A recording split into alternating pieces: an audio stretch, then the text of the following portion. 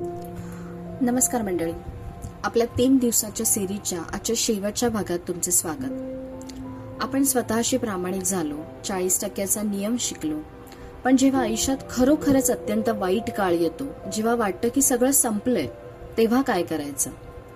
David Goggins जेव्हा जगातील सर्वात खडतर मानली जाणारी नेव्ही सीलची हेल वीक चे ट्रेनिंग करत होते, जिथे सलग 5 दिवस झोपू दिले जात नाही, गोठवणाऱ्या पाण्यात राहावे लागते, तेव्हा त्यांचे शरीर पूर्णपणे तुटले होते. त्यांना निमोनिया झाला होता. अशा वेळी त्यांनी वापरली द कुकी जार पद्धत. हा एक काल्पनिक डबा आहे.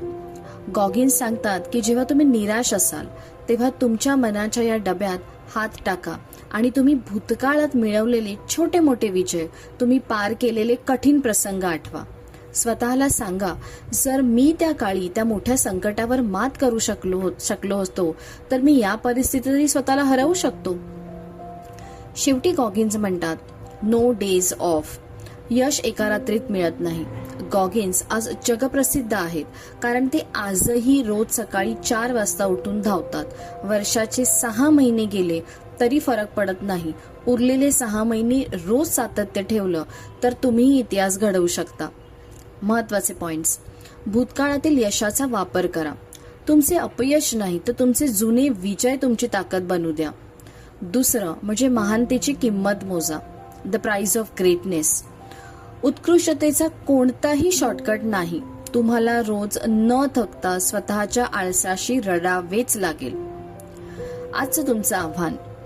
आज एका डायरीत तुमच्या आयुष्यातील अशा 5 घटना लिहा जिथे तुम्ही अत्यंत कठीण परिस्थितीतून मार्ग काढला होता.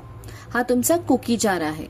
पुढील 6 महिन्यात जेव्हा जेव्हा वाटेल की माझ्याने हे होणार नाही, तेव्हा हा कुकी जार उघडा.